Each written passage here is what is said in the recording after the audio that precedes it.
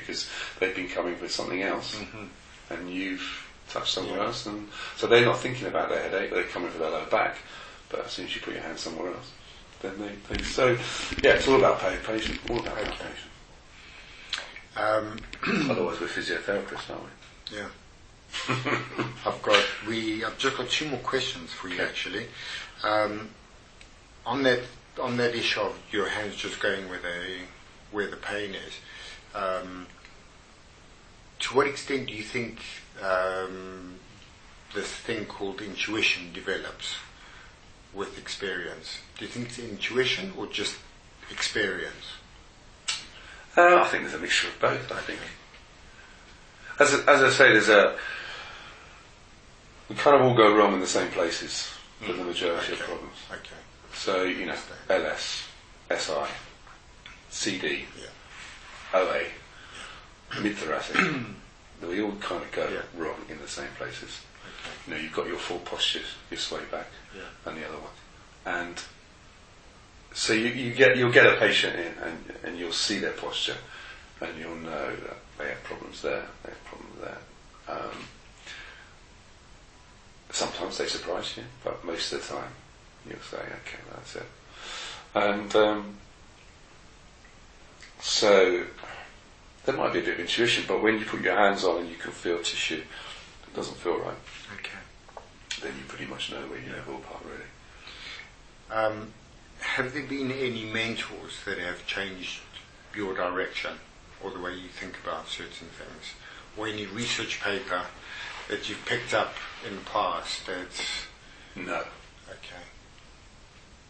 Fair enough. I think you've got to be lucky to have a mentor, someone who is interested enough in the profession and interested in you to want to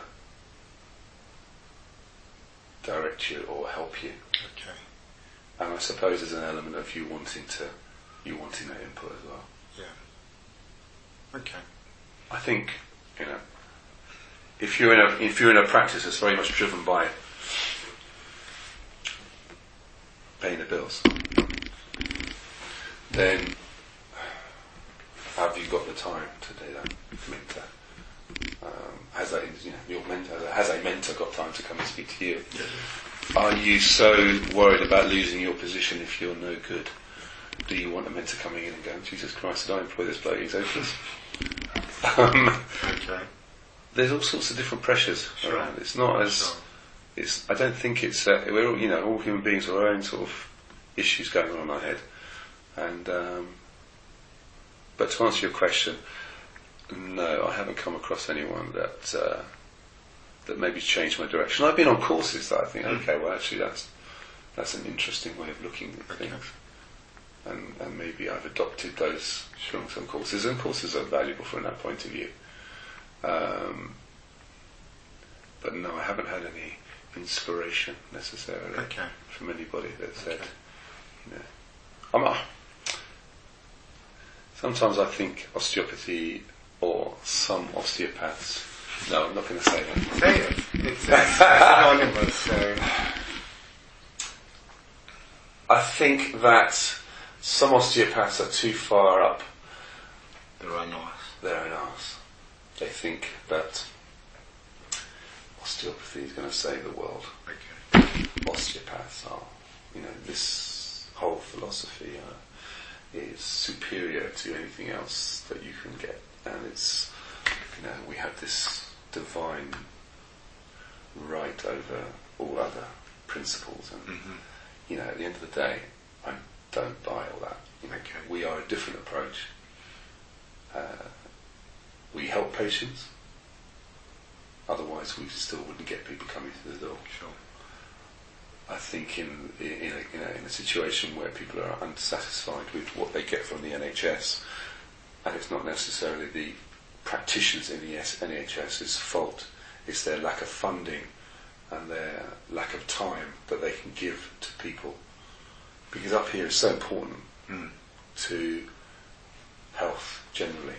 How you feel in your head is so important, and that goes back to what we said right at the beginning about positive.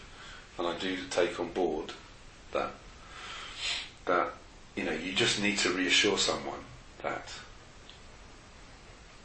they will get better, but they have to put some work into it, and no one gets anything for nothing. Yeah. There's a real problem, I think, with people who they think they're searching for a magic bullet or a magic cure. Go to an osteopath, one click of the neck, troubles are over. And yet they go back to being in front of 5 screens all day, and they wonder why the neck's aching.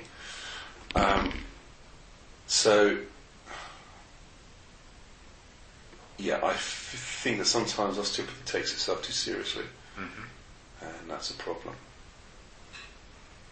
with how it affects people on the ground. Sure. And trying to, I don't know, the reputation of osteopathy. I don't know what they want. I guess sometimes they want to rule the world, and I'm not sure we're ever going to do that. Yeah. We're another modality. Yeah. Okay. And some people like it, and some people don't. Some people want lots of science, some people don't. Some people want to be treated like a human being, some people are quite happy to be treated like a number. Some people want just a metaphorical arm around their shoulders and say everything's going to be alright. Some people want something else. And we fit with some patients. They come back, they're happy, they enjoy the treatment, they like the results, they like the interaction with the practitioner, and it helps them. Other people don't come back because it's not enough for them. It's not clinical enough, it's not diagnostic enough, they're not getting any medication, I don't know. So they don't come back to osteopathy, and that's a personal choice. Yeah. And I respect that. Is there anything you need to ask me? How did I do? No, I don't. It wasn't a test. No, it wasn't. No, I think I'm happy. Yes? Yeah, I hope I haven't ruined my career. No, not at all. Not at all. And I hope I've been helpful. I don't know if I've been Yes. the direction of your I've got